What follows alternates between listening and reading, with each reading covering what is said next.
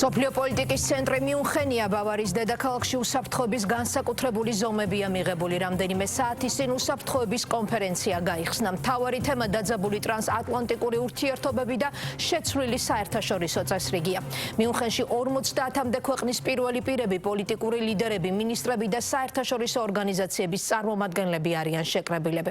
შარშანდელისგან გასხვავებით 62-მე კონფერენციაზე წარმოდგენილია საქართველოს მინისტრმა მაკაბოჭორიშვილმა ცოტა ხნის წინ პანელურ დისკუსიაში მიიღო მონაწილეობა. მიუნხენში იმყოფება ამერიკის სახელმწიფო მდივანი. უკვე ცნობილია, რომ გამომცვლელები ყურადღებას ბოლო პერიოდში ამერიკა-ევროკავშირს შორის გამწვავებულ ურთიერთობებზე და ევროკავშირის მომავალზე გაამახვილებენ ყურადღებას. მონაწილეებს სიტყვით უკვე მიმართა ევროკომისიის პრეზიდენტმა, რომლის მთავარი გზავნილი იყო ევროკავშირის გაძლიერება და მეტი დამოუკიდებლობა. დისკუსიაში მონაწილეობის დროს საქართველოს სატრანზიტო პოტენციალზე და ევროპის უსაფრთხოების კონტექსტში შუა დერეფნის მნიშვნელობაზე გააკეთა აქცენტი საგარეო საქმეთა მინისტრმა მაკაბოჭორიშვილმა. სალომე ქოქიაშვილს ჩავთავთ ახლა პირდაპირ ეთერში მიუნხენში, სწორედ ის გაგვაცნობს განცხადებებს, რომლითაც კონფერენცია გაიხსნა. სალომე. სოფლიოში შევიდან გრევის პოლიტიკის ეპოქაში. ამ ფრაზით გაიხსნა მიუნხენის რიგით 62-მე საერთაშორისო უსაფრთხოების კონფერენცია, რომელიც ბავარიის დედაქალაქში 50-ზე მეტი ქვეყნის პირველ პირსა თუ მაღალი თანამდებობის პირს მასპინძლობს. თუმცა რა თქმა უნდა, უფრო ფართო არის სტუმართა წარმომადგენლობა, როგორც პოლიტიკური, ისე საექსპერტო წრეებიდან და რა თქმა უნდა, წელსაც ეს კონფერენცია იქნება ორიენტირებული იმაზე, როგორ უნდა განამტკიცოს ევროპის კონტინენტმა საკუთარი უსაფრთხოება.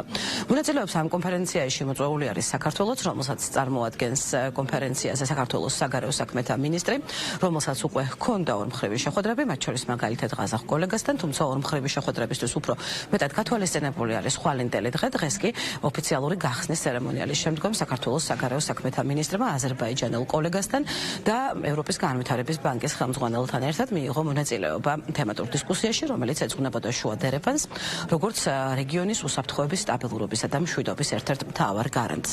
ამ შემთხვევაში პანელური დისკუსიის მონაწილე ყველა წევრმა, მათ შორის რა თქმა უნდა საგარეო საქმეთა მინისტრებმა საქართველოსა და აზერბაიჯანის ყურადღება გაამახვილეს ამ დერეფნის მნიშვნელობაზე და განსაკუთრებით იმაზე, რამდენად მნიშვნელოვანი არის კავკასიის რეგიონში სამივე ქვეყნის, სომხეთის, აზერბაიჯანისა და საქართველოს ძალიან მჭიდრო თანამშრომლობა, რასაც განსაკუთრებულად შეუწყო ხელი უკვე სომხეთ-აზერბაიჯანის შორის დარეგულირებულმა კონფლიქტმა. რაც შეეხება თავად შუა დერეფანს, როგორც საქართველოს ისე აზერბაიჯანი, რომლებიც არიან ამ შუა დერეფნის მონაწილე ქვეყნები, განსაკუთრებულ იმედებს ამყარებენ შუა დერეფანზე.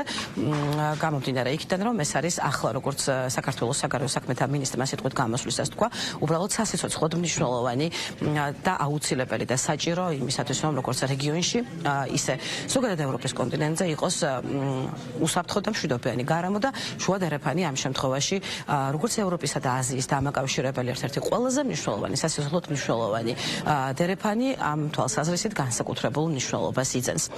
საქართველოს საგარეო საქმეთა მინისტრმა გაამახვილა ყურადღება იმაზე, თუ რა შესაძლებლობებს ხსნის ეს დერეფანი და რა როლი აქვს ამ ნაწილში, ამ შემთხვევაში საქართველოს საკუთარ პარტნიორებთან ერთად, საქართველოს, რომელსაც გამოარჩევს ის, რომ აქვს გასასვლელი შავ ზღვაზე და შესაბამისად დამატებით, ასე ვთქვათ, კავშირების თვალსაზრისით დამატებით შესაძლებლობებს ხსნის. გარდა ამისა, საუბარი იყო, რა თქმა უნდა, ძალიან მნიშვნელოვან პროექტებზე, რომლებიც არის შუა დერეფნის შემადგენელი ნაწილი და ამ დერეფანს მეტ, ასე ვთქვათ, შესაძლებლობებს ძენს. ეს არის პორტები, მათ შორის ანაკლიის ღრმაწლოვანი პორტის მშენებლობის პროექტი, რა თქმა უნდა, საუბარი შეეხო შავი ზღვის კაბელს, რომელიც ძალიან მნიშვნელოვანი არის არა მხოლოდ ამ რეგიონის ქვეყნებისთვის, არამედ თავად ევროპის კონტინენტის ენერგოუსაფრთხოებისთვის და საქართველოს საგარეო საქმეთა მინისტრმა სწორედ ამას გაუსვა ხაზი, რომ ეს დერეფანი ძალიან მნიშვნელოვანი ღერძი არის და ძალიან მნიშვნელოვან როლს ასრულებს თავად ევროპის კონტინენტის როგორც ენერგო, ისე ზოგადად უსაფრთხოების თვალსაზრისით. ის, რაზეც ჩვენ დღეს ვსაუბრობთ, მჭიდრო კავშირშია ევროპის უსაფრთხოებასთან.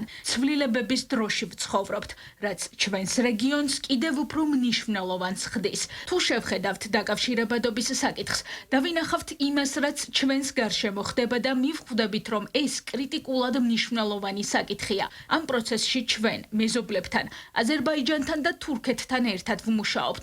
რეგიონისთვის ახალ შესაძლებლობებს ხსნის და ახალ აქტუალობას ზენს სომხეთ-აზერბაიჯანის დარეგულირებული ურთიერთობაც. საქართველო კი არის ევროპისა და აზიის დამაკავშირებელი გზა, რაც მნიშვნელოვანია ევროკავშირისთვის. განსაკუთრებით უკრაინაში რუსეთის მიერ ომის დაწყების შემდეგ შეცვლილი ვითარების პირობებში. საქართველოზე გამავალი გზა არის ევროპის უსაფრთხოების შემადგენელი ნაწილი. ჩვენი ქვეყანა ეკონომიკურად მუდმივად ვითარდება. ეს ჩანს მაჩვენებლებშიც. ჩვენ ვართ სტაბილური ქვეყანა, რომელსაც ყველა მეზობელთან სტრატეგიული ურთიერთობა აკავშირებს. რა თქმა უნდა, რუსეთის გარდა, რადგან ჩვენი ტერიტორიების 20% კვლავ რუსეთს აქვს ოკუპირებული, რაც რეგიონში უსაფრთხოების სერიოზულ გამოწვევებს ქმნის.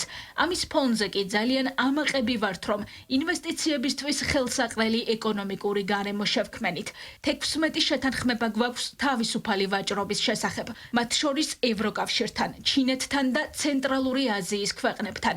არაბთა გაერთიანებულ საამიროებთან. გვაქვს რამდენიმე მიმდინარე მოლაპარაკებაც სხვა სახელმწიფოებთან. უნდა ითქვას ისიც, რომ საქართველო ღიაა ახალი პროექტებისთვის, მით უმეტეს, რომ ევროკავშირიც უყურებს სხვადასხვა მიმართულებით შავ ზღვას. ჩვენი პერსპექტივიდან ძალიან მნიშვნელოვანია ურთიერთობა რუმინეთთან და ბულგარეთთან და განვიხილავთ შავი ზღვის კაბელის შექმნას, რაც დააკავშირებს ჩვენს რეგიონს ევროპასთან, ისევე როგორც აზერბაიჯანთან ენერგეტიკის სფეროში თანამშრომლობა. ძალიან მნიშვნელოვანია ევროპის ენერგეტიკული უსაფრთხოებისთვის. კიდევ ერთხელ გავიმეორებ, ჩვენ ვართ გზა, რომელიც რეგიონებს აკავშირებს. რა თქმა უნდა, როდესაც ევროპის კონტინენტზე არსებობს დაუსრულებელი ომი კვლავინდებურად რჩება კონფერენციის ყურადღების დღის წესრიგში, თუმცა განსაკუთრებული აქცენტი წლევანდელ კონფერენციაზე კეთდება სწორედ ევროატლანტიკურ დაპირისპირებას, ასე ვთქვათ, განხეთქილებაზე და იმ მწვავე დისკუსიაზე, რომელიც არსებობს ახლა ევროკავშირსა და ამერიკის შეერთებულ შტატებს შორის. დღეს ყველა გამომსვლელი ევროპელი ლიდერი, რომელიც იკავებდა მიუნხენის უსაფრთხოების კონფერენციის ტრიბუნას, საუბრობდა იმაზე, რომ თავად ევროკავშირმა გაცილებით მეტი უნდა გააკეთოს საკუთარი უსაფრთხოებისთვის და მთავარი შეკითხვაც სწორედ ასე ჟღერს, შეუძლია თუ არა ევროკავშირს, ევროპის კონტინენტს იყოს ანგარიშგასაწევი მოთამაშე და უზრუნველყოს სათანადოდ საკუთარი უსაფრთხოება, მაგალითად ამერიკის შეერთებული შტატების გარეშე. უნდა ითქვას, რომ თავად ამერიკის შეერთებული შტატების დელეგაცია მარკო რუბიოს ხელმძღვანელობით უკვე ჩამოფრინდა მიუნხენში, ბავარიის დედაქალაქში და კონფერენციის არსებობის 60 წლის მანძილზე ეს არის ალბათ ერთ-ერთი ყველაზე დიდი და წარმომადგენლობითი დელეგაცია, რომლითაც შეერთებული შტატები მიუნხენის კონფერენციაზე მონაწილეობს. მარკო რუბიოსთან 40-ზე მეტი კონგრესმენიც ახლავს. ძალიან დიდი მოლოდინებია იმისა, თუ როგორი იქნება მისი სიტყვით გამოსვლა მიუნხენის უსაფრთხოების კონფერენციაზე. არის მოლოდინი იმისა, რომ ისინი ყვავინდებურად შეიძლება გაჟღერდეს გარკვეულწილად კრიტიკული გზავნილები. მე შევახსენებ ჩვენს მაყურებელს, რომ შარშან მიუნხენის კონფერენციამ ზუსტად 1 წლის წინ ამ დროს ნათლად აჩვენა ის, რომ სამყარო უკვე ვეღარ იქნებოდა ისეთი და მსოფლიო პოლიტიკა ვეღარ იქნებოდა ისეთი, როგორც მანამდე იყო და ეს ყველაფერი უკავშირდება, რა თქმა უნდა, ამერიკის ვიცე-პრეზიდენტის მაშინდელ ძალიან ისტორიულ, ასე ვთქვათ, გამოსვლას, როდესაც მან პირველად ძალიან მწვავედ მიუნხენში ევროპის კონტინენტზევე ძალიან კაცად გააკრიტიკა თავად ევროკავშირი. ვნახოთ, როგორი იქნება ამ შემთხვევაში უკვე მარკო რუბიოს გზავნილები, თუმცა თავად ევროპელი ლიდერები, როგორც უკვე გითხარით, საუბრობენ იმაზე, რომ ევროკავშირმა გაცილებით მეტი უნდა შეძლოს და გააკეთოს საკუთარი უსაფრთხოებისთვის და თავდაცვის უნარიანობის გაზრდისთვის. ამ მხრივ სხვათა შორის საინტერესო იყო ძალიან თავად კონფერენციის დამფუძნებლის ვოლფგანგ იშინგერის გამოსვლა, რომელმაც რამოდენიმე მიმართულებით დასვა შეკითხვები, მაგალითად დაუსვა შეკითხვები ამერიკის შეერთებულ შტატებს, არის თუ არა ის მზა იმისათვის, რომ პარტნიორობა გააგრძელოს ევროკავშირთან, და რა თქმა უნდა დაუსვა შეკითხვა ევროპელ ლიდერებს. რა კონკრეტული ნაბიჯების გადადგმას აპირებენ ისინი იმისათვის, რომ ევროკავშირი დარჩეს მსოფლიო პოლიტიკაში ანგარიშგასაწევ მოთამაშედ. რაც შეეხება ტრანსატლანტიკურ ურთიერთობებს, მინდა რომ ჩვენმა ამერიკელმა მეგობრებმა გაიგონ, თუ ჩვენს პარტნიორობას უნდა გქონდეს მომავალი, მაშინ ახლებურად უნდა ვიაროთ. ატლანტიკის ორივე მხარემ უნდა გავაცნობიეროთ, რომ ჩვენ ვართ ძლიერები ერთად. ევროპელებმა იციან, როგორი ძვირფასია ნდობა. ჩვენ ყველანი დამოკიდებული ვართ ნდობაზე. ამერიკასაც კი აქვს თავისი ლიმიტი ძალაუფლების, თუ ის მარტო გააგრძელებს სვლას. ნატო მხოლოდ ჩვენი არ არის. ჩემო ამერიკელო მეგობრებო, ეს თქვენი კომპეტენციაა. მინდა რომ ინგლისურად გითხრათ, უკვე სამი თაობა ალიანსებს შორის ნდობამ, პარტნიორობამ და მეგობრობამ ნატო გახადა ყველა დროის ყველაზე ძლიერი ალიანსი. ევროპა მიცის ეს რამდენად მნიშვნელოვანია. დიდი ძალაუფლების ერაში ამერიკის შეერთებული შტატებიც კი ვერ იქნება ძლიერი მარტო.